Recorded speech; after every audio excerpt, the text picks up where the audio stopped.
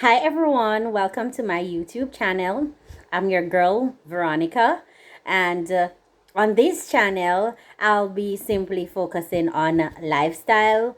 Um, I would love if you can just journey with me, grow with me as the time progresses, as I will be showing you ins and outs of my life and sharing one and two tips with you. All right. So, this is my first video, and for today, I decided that I wanted to dedicate my channel to someone whom I have loved for years, someone who I believe would have helped me to become the young lady who I am today. Now, this person walked this earth for a number of years, but sadly, he left us in 2017. And to be honest, since 2017, my life has really not been the same. So I lost my brother on March 4th, um, 2017. It was a Saturday night. I was pregnant at the time. I My last conversation with him would have been the night prior to his death, and at that time, because I have some medical complications, I had withheld information with regards to the pregnancy because I was still very much in an early state. So I shared the information with him at that time, and man, he was elated. He really wanted a niece or a nephew from me, and he was really waiting on that moment. He also knew how much I struggled at getting pregnant, so he really wanted that for me, and as such, he was very happy. We had a heart to heart conversation because I considered him not just as my brother, but he was also my best friend. That one sibling you have who is best friend to everybody else, but pretends as though he knows nothing about the other person when you're trying to tell him something about them, something that possibly would have already been mentioned to him. Yeah, he was that kind of a best friend. So I think it was after 11 in the night, I got a call, and the call basically was to say that they believe he was shot. My cousin called me from university to say that he got a call from another cousin who said that they overheard my mom and one of my aunts crying, and the conversation surrounded him being shot. My bed at the time was very high, and I had to get up to answer the phone, which was on the dresser. And I don't know, but my husband was next to me, and the phone seemed to have been pretty loud because the next thing I know is that I was on the ground and he was already, I could hear the sounds of the grills being open for us to leave. And to be honest, it was one of the hardest nights that I've ever had in my life.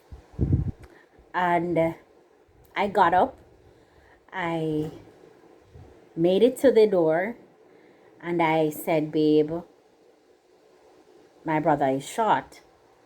And he said to me, "I heard, and I tried calling, but mommy's not answering the phone. We're gonna go to Hanover." At that time, we're living in Mobile. And I'm telling you that we got dressed, we got ready, and we headed out. And what should have been like a 20 minutes drive or a 25 minutes drive took us like 15 minutes to get to the hospital. I remember traveling on the in the car, and I was very quiet. And I I started thinking about all the moments we've shared and how much I wanted this to not be true. I I also thought about wondering if, if this is real. And then I also thought about me being pregnant at the moment, and how this situation could have affected my pregnancy. I was close to my second trimester, and I had the craves and all of that. So yeah, I knew as time progressed that, you know, I was getting there, but I was not so sure as to what a situation like this would have caused for me. And I got to the hospital, guys. And when I got there, I saw my mom. She was lying on the floor, on the ground, because she was outside. And she wet herself. Like, it was that bad. Like, she cried until she wet herself. And I remember coming out of the car, and my aunt, one of my aunts, she knew I was pregnant, and she walked over to me and she said, "You can't do this. You have to take care of you at this point. Remember, you're pregnant." And guys, I don't know, but I just feel like sharing this is therapeutic for me. And I'm sharing this with the hope that somebody who has been there or who is going through grief can just view this and try to use some of the tips to see if that can help you to get through. So I think what happened was that I dazed. Like, I was there and I was really not there. Like, oh my God, this can't be real. And I I was just there. My husband came and he hugged me and he told me that it would be okay and he was gonna check to see what's happening. Because even at that time, nobody said he was dead. But I mean, my mother is pretty much emotional and she's dramatic. So it could be that he was only shot and she just, you know, whereas it could be where he was dead. So I really didn't know what it was. And went over to mommy and I noticed that one of her hand started crimping, like the fingers started crimping. So I thought that probably she was having a minor stroke or something. So my other brother, he was lost. He was out of this world. Like, he could not attend to mommy. He could not do anything because he knew that my brother was dead and he was just over one side dealing with his situation. So my husband, he really delivered. He really stood to the vows and all of that. And he got my mom, lifted her up, brought her in, and we had a warm time getting her to take that injection or whatever it was that calms her nerves or stuff, just to make sure that she didn't have a stroke. Now, fast forward to dealing with the situation, because that's really what I want to share with you guys. So, in dealing with the situation, I believe that I am and the family is still dealing with it. Right? So grief is not something that happens and once you bury the person, it goes away. No, it's not. And a lot of people who look from the outside and look inside, they often say, but in that long time, when you get over it, like, hell no, we can't get over it. It's not something to just, it's not a bag of bananas that you buy that are spoiled and you just discard them and buy a new one. It's the life of a person, somebody who you would have shared years with, somebody who you would have loved, somebody who you would have create meaningful memories with, and you just can't seem to live without that person. So it's all about finding the right coping mechanism to get you through, right? So for me, I must tell you guys, I lost the baby. The funeral took a very long time because if you are Jamaican, you know that any gunshot cases, they take a pretty long time. So pretty much he died in March and we didn't bury him until June. bear in mind, it was not that long with the autopsy because we were able as a family to get the autopsy to be expedited. However, we had persons abroad who were to come, and so we delayed it for another month just to get those persons to get home to share in the last moments of his life. So, yeah, uh, I'm trying hard not to cry, guys, because I still do cry, and tears, they are therapeutic. So if it is that you're going through it, let me just tell you that step one of dealing with grief is to bawl. If you need to bawl, you bawl. Right? And for those persons who don't understand what that means, if you need to cry, cry. That's one way of dealing with it. Cry. Cry in your bathroom. Find a safe space. Create a safe space to bawl, to cry. And that was what I did. So I had two safe spaces in my house, my kitchen and my bathroom. I think when I'm in both those areas, I am in my quiet zone. I'm meditating, I'm focusing on what I'm preparing. If I'm in my bathroom, I just want to be alone. I want to think, I want to process my thoughts and all of that, right? So I remember days when I just go into the bathroom and I just bawl, and I bawl and I bawl and I bawl, and I ask God why and what make him have to put me through this. And I really question God. I ask him questions like, why did you have to put us through this? Why couldn't it have been somebody else? Why this family, why him? And that was it for me. And I can tell you that I was teaching at the time, and I remember one day going to work, and because I told myself that it was okay to cry, I sat in the class.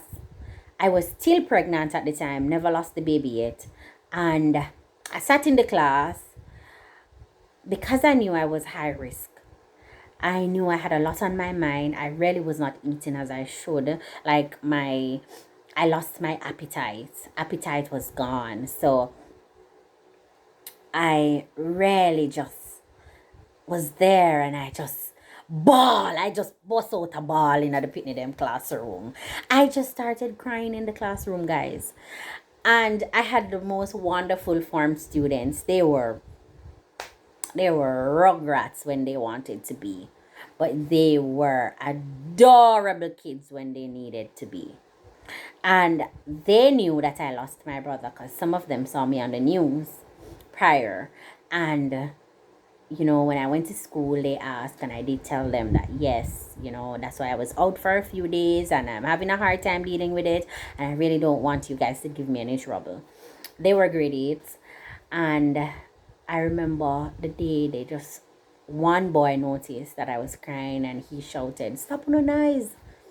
And everybody went quiet, and they shut the door, and they came around, and they were just in there with me, and they must say, "Ball, miss, if you have a ball, just ball, me understand." And that just felt good that I was hearing, even though it was coming from kids, that it was okay to cry. Like, it was my safe space with them. Like, it was okay to cry. And I remember having many other days when I cried. So rule number 1, bawl.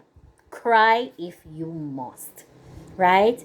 That's one way of dealing with it, and it is indeed therapeutic.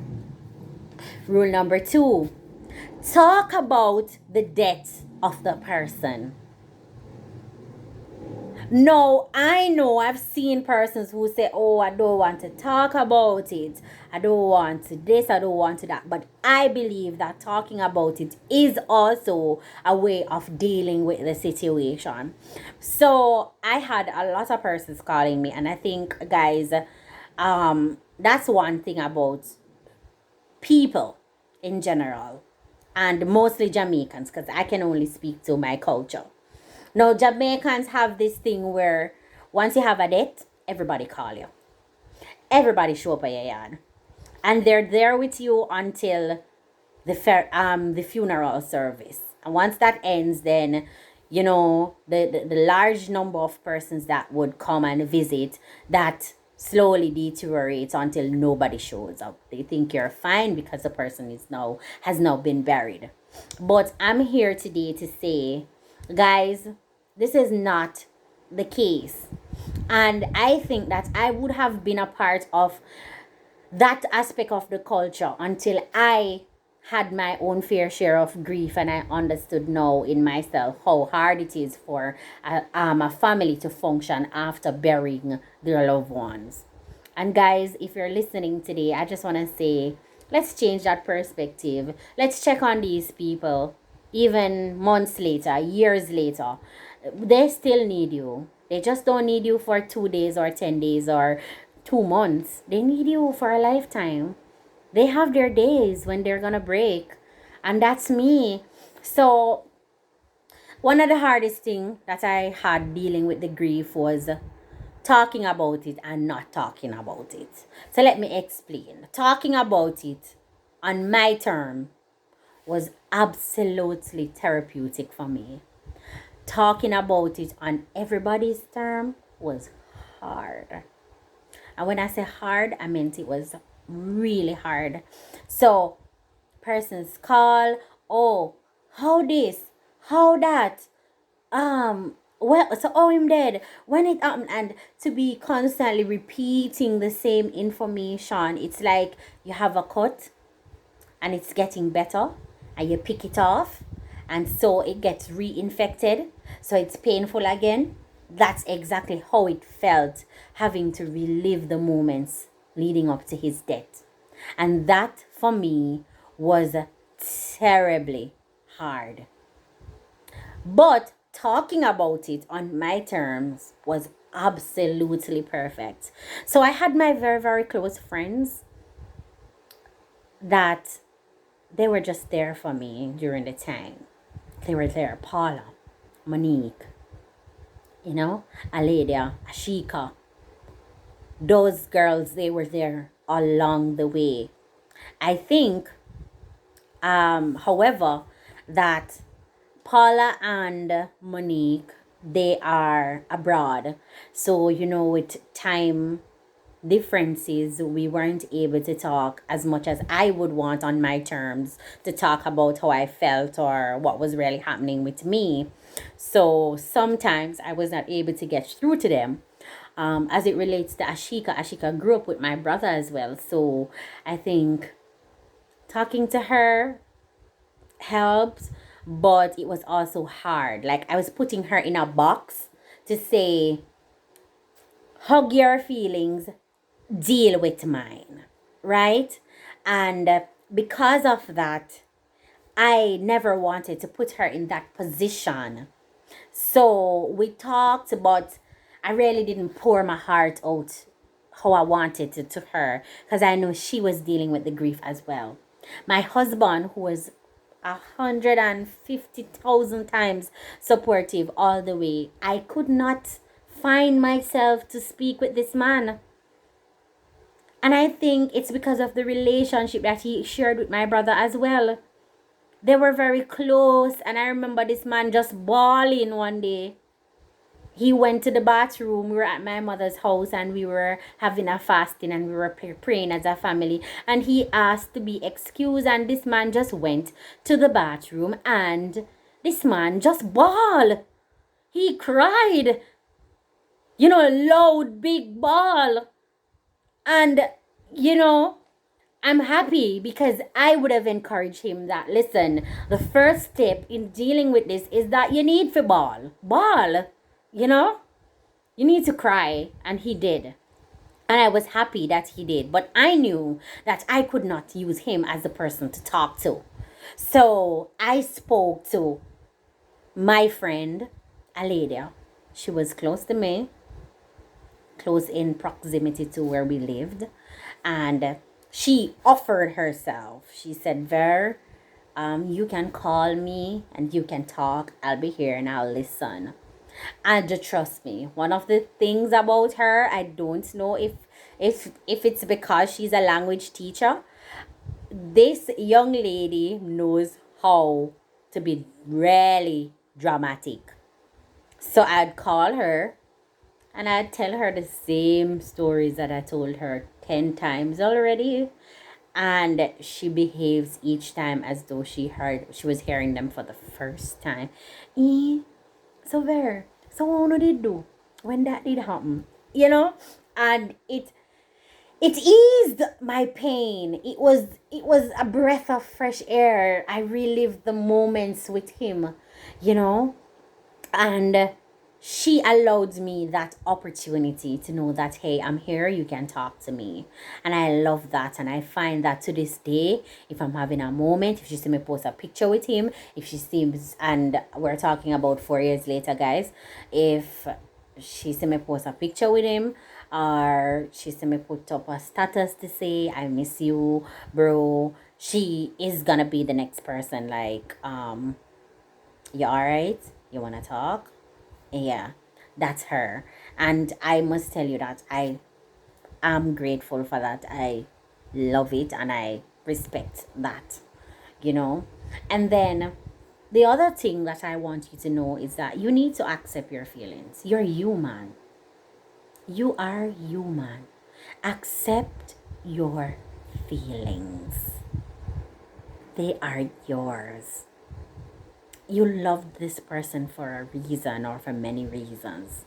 Don't let anyone make you feel as though your feelings are unreal and they're not necessary or they're not relevant. They are, they're yours. If you're angry over the debt, be angry over the debt. And if you're sad, be sad. Whatever emotions that are evoked from the debt, acknowledge them, own them, wear them. If the debt has placed you in a position to be antisocial, be antisocial. Go to work, show up for your job. Let them know that, hey, I'm here today to do my work. You know what I'm going through. I'm not in the best of mood, but I'm right here, guys. And you just show up for work and you just work. There were days when I went to work and I spoke to no one. Like, good morning. I got to my class. I taught my lessons. I went back to my desk in the staff room and they just knew, my coworkers, they knew that I was just having a day.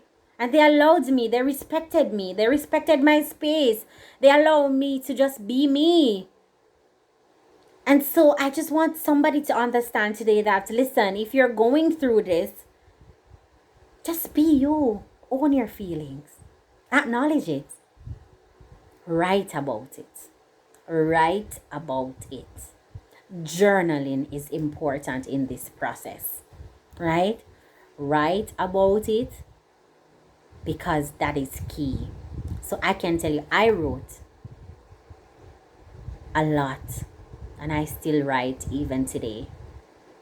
So I remember something about him, I write it down. Today I wake up and I'm not feeling well, my notepad in my phone full. I type in it. I'm on the bus, I type in it. Today I am sad. Today I feel as though the world is not very good to me. Today I feel mad. Today I'm questioning God. Whatever it is, I write it, I journal it. Because I find that journaling works well. Another thing I did when he died, I wrote to him. I wrote letters to him. Right? I did public letters and I did private letters. Public in the sense that I posted to his social media page. I wrote to him. I called his phone. And I left voicemails. Voicemail, guys. Like, it's just sad. I left voicemails waiting for him to call me back. Because people think I was crazy, but I was dealing with it. I was. You know? I backed up all my WhatsApp messages each time I got a new phone, even today. just to make sure that his WhatsApp conversation stays in my phone. So every now and again, I go back and I listen to them. People will say you're crazy. You're not dealing with it. You're not moving forward. I am. But I wish to move forward with him in my heart. You know what I mean? And then the other thing, the last step in dealing with grief, I would say, is to remember and celebrate the life of the person. And I'm at my workstation now. If I have a presentation to do, this is where I do my presentation. If I have a meeting, this is where I do my meeting. If I have an interview, this is where I do it. You know, my space, I'm hoping to make it a little more positive eventually. I'm doing some shopping and stuff to get some stuff erected. But for now, this is my space, as is. And I can tell you that one way of remembering him is, this is the eulogy I wrote for his funeral service. And it's on my work desk. Because every time I think of him, I read it. And in it has his program. And every time I feel like I want to see him while at my desk, I pull it out and I look at him. He's my brother. I love him. And nobody's going to take that from me. And nobody's going to tell me that because he died 2017, I should not still honor and think about him and celebrate his life. I'm going to be doing it till the day I die. Because he's my brother. And so nobody will understand the pain I felt and the pain I am still feeling from all of this. And then there is another thing that I walk with.